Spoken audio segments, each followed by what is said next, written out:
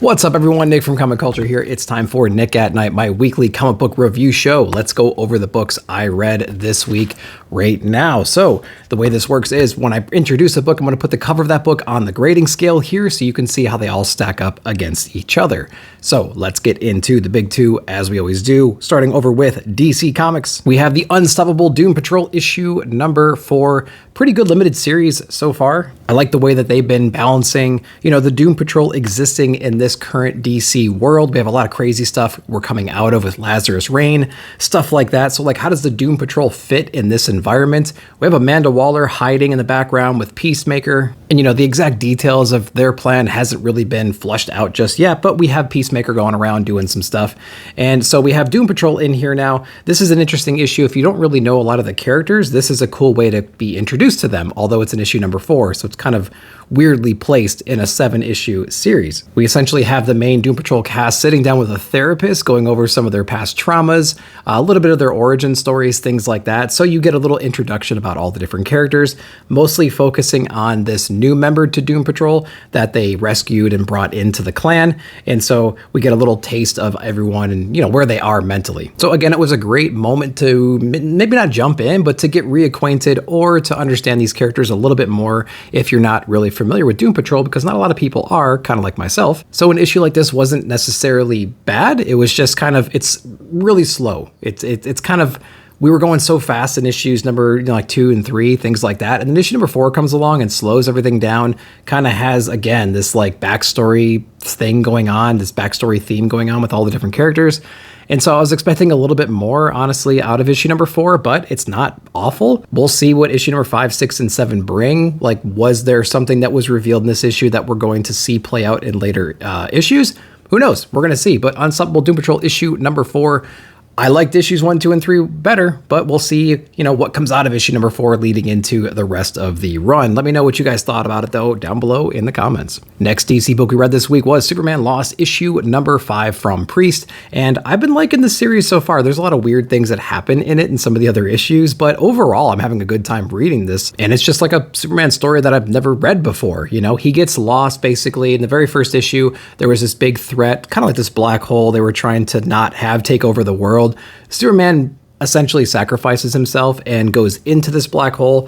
He gets removed from Earth. He goes so far away, many, many, many light years away, and he doesn't really know where he is. And he's coming across all these different aliens and things like that, these civilizations that he may not agree with. Their methods and cultures are just so far removed from Superman and what he's used to that he's trying to do his Superman stuff in those areas as well. And in this issue, it actually explores a relationship that may have been blooming a little bit, and we're going to understand a little bit more about that in the next coming issues, which I'm actually really excited about. He comes across somebody that has a Green Lantern's power, but has not been trained as a Green Lantern, doesn't even know what Green Lantern means. All she has is a ring and this ability to do some stuff. And so Clark is actually training her to be a Green Lantern, but she's, she has no familiarity with that phrase or what that actually means. Something romantically might start happening between those two. And of course, we get some Lois Lane stuff in here as well. She's suspecting that maybe he had a relationship, maybe he didn't. Was she good? Was she bad? We explore that in here as well. So pretty cool story. I like this arc right here that we're in. Again, it's telling a Superman story that, I've never read before. So I think it's heading in a really cool direction. We're in issue number 5. There's been a couple weird issues so far in this series, but issue number 5 was pretty solid. I did enjoy this one. All right, the last DC book we read this week was Dawn of DC Night Terrors issue number 1. I love this cover right here. I haven't been able to find issue number 2 in this same format. I would love to get the whole set in this style. I think that's really awesome. But this is really cool. This is actually the Darkest Hour variant cover, and this is actually focusing on Deadman. Now, you may have read some of the other titles in this event so far. I think First Blood or something like that was the other title that you might want to read going into this, because it picks right up, if I remember correctly, from the events in there when Bruce Wayne Batman is actually being possessed by Deadman because he's actually under attack by this insomnia guy. He's like the king of nightmares, and he's actually searching the heroes memories and they're searching their dreams rather for this artifact, which is actually going to bring him, I guess, I don't know, fully into the physical world, something like that. I'm still trying to reconcile the exact motivation that our villain has here, but Deadman has taken over Batman's body and he's trying to, navigate all those waters. And the funny thing about that is he actually knows that Batman's going to be really pissed off at him for possessing him, but he needs to in order to save the day because Batman was actually kind of knocked out and Deadman took over and is trying to help him out. So it's a really cool story so far. I do like it. Again, I'm not going to keep saying that it's misplaced in the year and the calendar because this should be a fall story into October, obviously because of the content in here, and it was disrupting all the other DC runs. So I'm not going to keep saying that every single week, but that's just how I feel about this. Artistically, it's a very well-drawn book. I love all the coloring and the shading and things like that, but again, it's just not positioned in the right time of year. So I really just can't get over that. But if you're a Deadman fan, if you've been wanting some more Deadman in your life, man, you're going to get it inside of this book, and I'm really digging that a lot. And some of you might ask, am I actually reading the other stories as well? I dipped into the Batman run, the Batman issue that we had last week, and I also read Ravager because Robbie was saying it was really good, so I checked that one out too, and I agree, that's a very good book. I didn't read the other tie-ins this week, so I'm just trying to stick to what I would consider the main issue, the main storyline for now, and I'm sure it's going to touch base with some other people as this thing flushes out. And there's actually a real big deep cut character introduced at the end of this book that I don't know anything about. I had to do some Googling and things like that. Let me know down below if you know this character, followed this character at all. Really hasn't been in publication a lot lately from what I understand. Really cool things, some deep cuts, good artwork, cool story overall. Misplaced in the calendar year, I would say, but not bad. What'd you guys think? All right, we're going to jump over into Marvel now. We have Fallen Friend, The Death of Miss Marvel, issue number 1. We have Wilson on here, and we have Wade as well. And so this is actually the repercussions of Kamala's death. Spoiler alert, Kamala Khan dies in ASM, I don't know, what was it, 29 or 26, something like that. I can't remember. This is actually back over at the mosque. If you actually watch the Miss Marvel's Disney Plus show, this is all going to look very, very familiar to you because we've seen this environment. We've seen a lot of these characters as well. And so this is actually going to be something very familiar to you if you've watched the show, the setting and the characters used in here. But kind of one at a time, all the different heroes start coming in, start talking about the impact that Kamala Khan had on their life. We have, Carol Danvers showing up. We have the Champions showing up. We have a lot of people talking about stories where she was kind of taking control, taking the team over, really kind of giving everyone the motivation they need to get over whatever thing that they're having to deal with. We have Miles showing up. We have Iron Man. We have Doctor Strange, Steve Rogers, just so many people showing up to pay tribute, to pay respects to Kamala Khan, to the family, to the community, to each other. And there's a lot of interesting conversation happening in here. Now, we all know comics, right? People don't stay dead forever.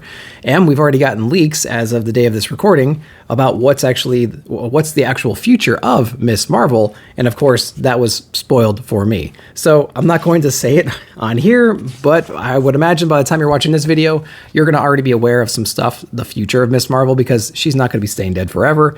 Of course, we know that. We're going to get a little bit about where she's going or why they did this, maybe. Maybe we can extrapolate that. But this issue right here, it was cool. But I mean, like at the end of the day, it's pointless. So emotional? Sure. Needed? No, absolutely not. What'd you guys think? All right, the next Marvel book we read this week was X-Men Days of Future Past Doomsday issue number 1. My understanding is that these are prequels and there's going to be a couple of these coming out. So if you're really into Days of Future Past, you should pick these up just to, hear some more of the story leading up to all this. So we do have all of our familiar characters. This is the same storyline. From my knowledge, it's not like an alternate universe or something like that. These are actual prequel stories to leading up to this event. And so we get to see a little summary of what's happened so far, who's doing what, who's fighting who. And so it's going to give us a little bit more context about exactly what's going on. Some other stuff that's in here, though, is some behind-the-scenes boardroom meetings between some very powerful people talking about the events that led up to Civil War as well. So it's kind of touching on a couple different events in here and apparently drawing some lines, but, trying to connect things like that. And so it was really cool. So if you're familiar with the Days of Future Past storyline, if you want to get into that a little bit more, learn a little bit more about it, and just kind of see these characters in that era, again, I would recommend picking up this book here. The art was pretty solid as well. So I'm going to get the next couple of issues. I think there's 1 or 2 more issues after this, and maybe I can get a more clear understanding of you know, what kind of story they're trying to tell or what kind of additional content this is going to bring those old stories, and see if it's something new or old, or they're just kind of, again, complementing the old stories that we've already gotten out of here. But cool, nostalgic vibe I got from this book, and that's really the best part about it. What'd you guys think? All right, next book we got is ASM issue number 29. Went ahead and got the Hellfire Gala cover because why wouldn't you? And I just went ahead and read it just because I haven't read anything ASM in a long time. I'm hearing still there's some issues with it, with the writing and the pacing and things like that. But we have Ed McGuinness on the pencils. We have Zeb Wells on the writing still. And I don't really know exactly everything that's leading up into this moment right here. What's a cool thing, though, is we have J. Jonah Jameson teaming up with Spider-Man. And J. Jonah Jameson's gotten a little upgrade right here with those Doc Ock arms. And they're apparently coming from some kind of a battle or, you know, evading something. And the other B story happening in here is Norman Osborn's basically being interrogated or tortured by Doc Ock because Doc Ock doesn't really believe that he is free of the Green Goblin. And so he's torturing him, trying to get some information from him, not really believing that he's not scheming, you know, that he doesn't have some kind of big master plan. So we have this whole issue where he's getting his ass kicked, and it's pretty brutal. And he has got some other techniques up his sleeve as well. Of course, it's been, 5 issues since we've had some kind of a Spider-Man suit upgrade, and we get a little bit of that at the end of here as well. We'll see how long that lasts. Of course, we're going to get Spider-Man intervening any minute now, trying to save Norman from this torture. So ASM 29, it's still going. What do you guys think? Then we have Miles Morales Spider-Man issue number 8 now from Ziegler. I've been really enjoying this run so far, and we're on issue number 8 already. We had some Carnage stuff, Carnage crossover that we're coming out of at this point. Miles has sustained a lot of mental scars because of all of this. You know, he had to fight this new villain that was really jealous of the opportunities that he had and was targeting his family and his friends. So he got out of that. Everyone seemed fine, but he's got all this PTSD and anxiety now because of it. And there's a lot of conversation about therapy, and even heroes need it and things like that. It's mentioned several times in here. It felt a little bit preachy, to be honest with you. But at the end of the day, you know, who couldn't benefit from some kind of therapy, especially if you've gone through so much trauma? But I'm just surprised to see it that much inside of this book. Now, we also have Hobgoblin in here. And again, the art is amazing inside of this book. In Hobgoblin scenes, when things are exploding, the color palette, the line work, all the spreads, it's absolutely gorgeous. I'm loving that. He's just digging around for some weird technology, and Miles got the sense that he was around, that there's some danger. And so, but he's a little bit messed up. His spider sense is a little bit chaotic because he's suffering from this anxiety now that he has. And so, you know, we're unpacking all of that. And Hobgoblin kind of gets the upper hand towards the end of this book, and so we're going to continue to see what is happening right now. I've been spot checking the other Spider-Man books. This is by far my favorite one so far. Let me know if you guys agree, though, down below. All right, let's jump into some indies next. We have The Hunger in the Dusk from G. Willow Wilson and Chris Wildgoose. This was a interesting premise, so I went ahead and picked it up, and the interior art is pretty interesting too. And so I really wanted to get into this because it looked like something I've never read before. It looked like something that's going to be a little refreshing and different, and something to break up all the different superhero books that I'm reading and some of the other heavy indies. And that's exactly what happens in here. We live in a world where we have humans and we have orcs and we have monsters, things like that. There's a gigantic rivalry between the humans and the orcs, or are they ogres, whatever they are. And so they don't trust each other. They've been feuding for, you know, presumably generations. There's a line in the geography where they just don't cross. And there's some betrayal of that boundary here and there they allude to. And there's also this other force that kind of comes out of the ocean or comes out of the islands or something like that, that's invading these lands. And it's actually forcing the humans and the ogres or orcs, whatever they are, to create some kind of a peace treaty between the two of them. And they're almost like bonding families together, but not by marriage, but more by companionship in a way. And they explore that in here. They basically have a very trustworthy human that was really noble during a battle in the past, teaming up with maybe like a general on the other side. And so they're both giving into this treaty to fight a common threat, which we actually see towards, you know, the end of this book. And it almost looks like a little goblin or something like that, like a pack of goblins coming out of nowhere. Again, the art was really good. G. Willow Wilson, great writer, which is why I took a chance here, because I figured, it's not going to be that bad at all, because I just know the creative team. It didn't disappoint. It was a good comic. It's not your superhero stuff, but it does the job. It was interesting, drawn well, cool premise. Did you guys check it out? What'd you think? All right, we're going to jump into the turtle land for the next few books. We have TMNT issue number 41. I got that awesome Leatherhead Eastman variant. That is so cool. And I think I double dipped maybe on the Raphael variant or cover A, but I can't exactly remember that. Raphael been set up right now. He found a dead body in an alleyway. Of course, he gets arrested. He gets let out by Jenica because of her connections, and they're trying to figure out what exactly went on and, who set up Raphael at the same time, trying to uncover what's going on. We have some Leatherhead stuff in here as well. I don't know if that's going to play out into something more later, but the art, I'm not really digging the art, honestly, on here. I think it's the turtle design. The turtle design just seems a little bit too, I don't know. It just doesn't really work with me. They're too long. Their necks are too long. Their arms are too long. They're too tall. There's just something about that. I like little beefier turtles. I don't know. Little beefier and squattier turtles. Who knows? But, it is what it is. So TMNT issue number 41. We're still trying to uncover what exactly is going on. Who's causing all this trouble? And we get a cool Leatherhead cameo in here as well. I will say, by the end of the book, we get a little hint as to who's maybe possessing some people. And so we're going to uncover that in future issues. But 141, still trying to get my bearings, still trying to figure out who everybody is, because I haven't been reading the IDW Turtle run. So there's a lot of weird stuff happening. The world is so different. And just trying to get my bearings still on 141. What'd you guys think? Especially if you've been reading the Turtles books leading up into this, what'd you think of 141? All right, the next IDW book is a crossover between IDW and Dark Horse Comics. We have TMNT and Stranger Things, issue number 1. I think I called this the collaboration that shouldn't work, but totally does. I didn't know what to expect going into this book, because I'm like, how do they possibly merge these two worlds together? Two worlds that I just adore. And so how they do it is basically all the different kids from Hawkins, they actually go to New York City on some kind of sightseeing thing, I think with school, something like that. But they have this feeling, they hear this thing that they know and they remember as Demogorgons, and they go investigate that, and they actually come across the turtles here in a very, Mirage style battle scene right here, which I was just absolutely blown away with. Of course, you're going to bring these two worlds together with Mauser Gorgons, or whatever they end up calling them.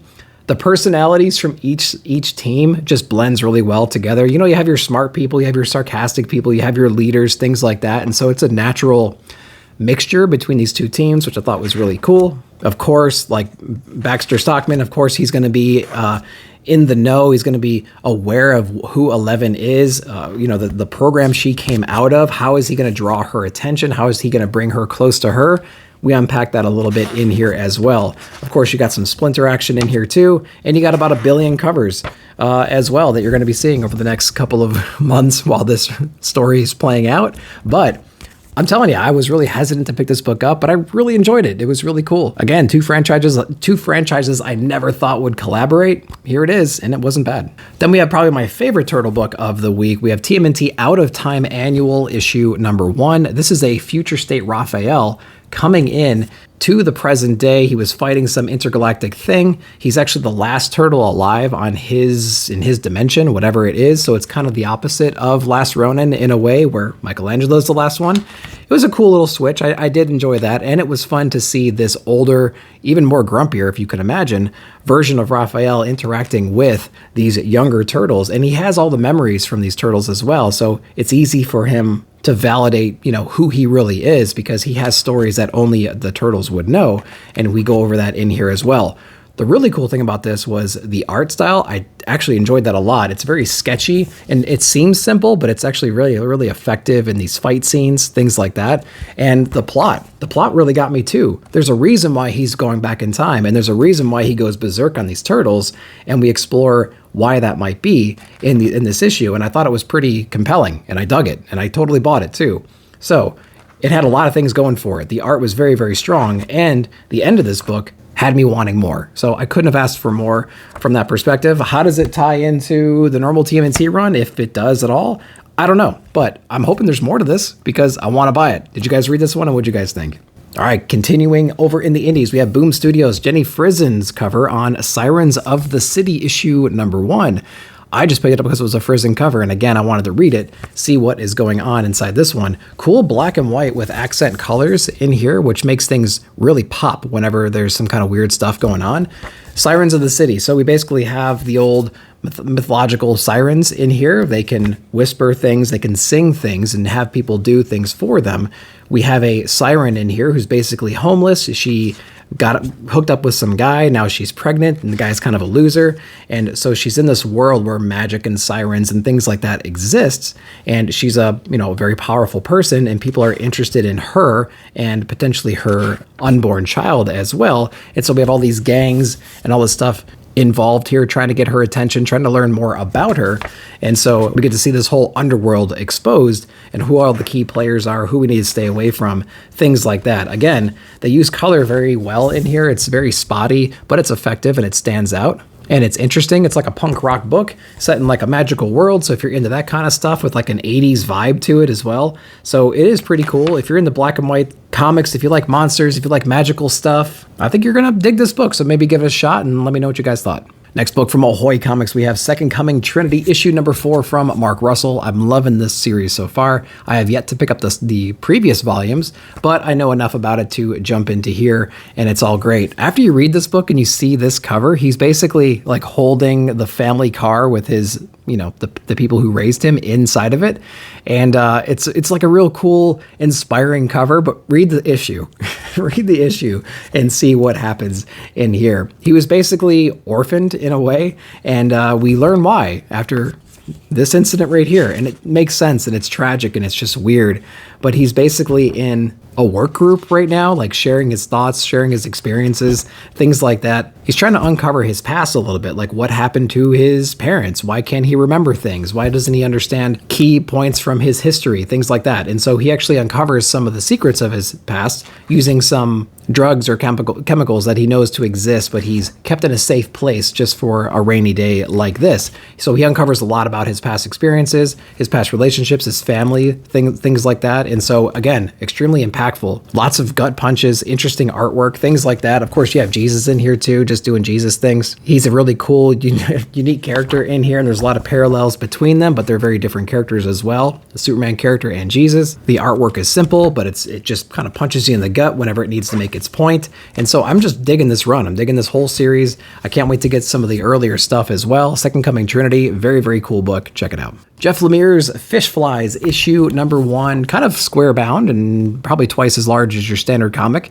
and $5.99 price point, which is not awful, but it is a very, very fast read because it's mostly visual, and I'm not complaining about that at all. It's probably some of his best work. It's got like a black and white, not duo shade, but it's got some kind of a haze to it that only he can create, that I've only seen him do. Very, very cool art style, very creepy, very eerie, and it really sets the mood for the kind of story that this is. And basically, really there's still a lot to learn about what exactly is happening on here, but there's a narrative in the back. There's a letter from him that explains what fish flies are. It has to do with this real life event that happened in this the part of the country that he lived in, that he grew up in, and they talk about that a little bit. There's obviously some other stuff happening in here. There's a lot of mysteries. There's a guy that's woke up and he's confused and he's shot, and he actually attacked this child who he was I guess basically imagining he was some kind of a monster. And so we have him getting over that right now, but we also have the invasion of these fish flies everywhere. And we have another little boy who's growing up in an abusive home, who's doing what he can do to kind of help this guy out because that's the right thing to do. But then he learns what happens to this man that he's saving towards the end of the book, and it leads us into a pretty weird situation. So I'd say if you're into Jeff Lemire, if you're into this moody, dark storytelling with maybe just like a hint of horror, because we're still trying to understand what's going on. If you like monsters, if you like unexplained stuff, supernatural things, I think you're going to dig this book. I would highly recommend checking it out. And don't let the length of this book scare you, because it reads super fast, because there's not a whole lot of dialogue in here, maybe a couple bubbles per page for the most part. And so you'll flip through this really, really quick. Really cool story, very interesting. Can't wait to see where it goes. What'd you guys think? Then the last book we read this week was Something Epic, issue number 3. Couldn't resist that homage cover. Definitely picking those up whenever I can. Made the picks of the month, pretty much every single month that it's come out so far. This was another great issue from Simon Kodransky. And this book here is, again, it's like an emotional gut punch, because We learn that this little kid, he's growing up with this imagination that he never grows out of. He literally sees these beings, these characters or whatever inside of the world, and they're real. They're here, but nobody else can see them because they kind of outgrow it. Their imagination fades away as they grow up. This kid can definitely see it and actually starts interacting with it in the last issue, but he's also living in a world where his mother was terminally ill, and this issue here is a real gut punch because it's kind of their last moments together in a way, and there's a real amazing bonding moment that they have towards the front and middle of this book that I won't spoil for you because I think it's actually a really touching thing, and it leads us to a very, very dark place and a time jump where he's really so depressed from what's happening in his life that he suppresses all this imagination, tries to dull all of his emotions and just like the intake of information to the point where maybe his hallucinations or his imagination start fading a little bit, but they never quite go away. And we explore a little bit in here how they come back at him in a real violent way, and somebody else is brought into the mix. And we're still trying to understand exactly who that might be, although I have my assumptions based on maybe the appearance of this character in previous issues. Very, very emotional book, very heavy, lots of words. I don't mind that at all. I think it's essential for the storytelling to get us into that mood, to get us into that mind frame. Very, very effective, I think. The art has always been a very strong point in this book. There's just some amazing stuff in here that he's able to do. It's just a combination of art styles that he throws in here. We have cartoon characters mixed with anime characters, mixed with like real life anatomy drawings, things like that. And it's all got this creepy haze to it, which is the only way I can describe it at the moment. Whatever it is, it works and I love it. So another strong issue leads us into a direction where we're not exactly sure what's happening right now, but I'm all in. Can't wait for more. Great issue. All right, guys, that's it for me this week. I hope you enjoyed that. If you did, go down below in the comments. Let me know what your favorite books of the week were. And while you're down there, hit that like button. If you haven't yet, consider hitting that subscribe button and check out the join button because I do content for members only all the time. But as always, I appreciate you watching the video. Happy reading, and I'll see you in the comments.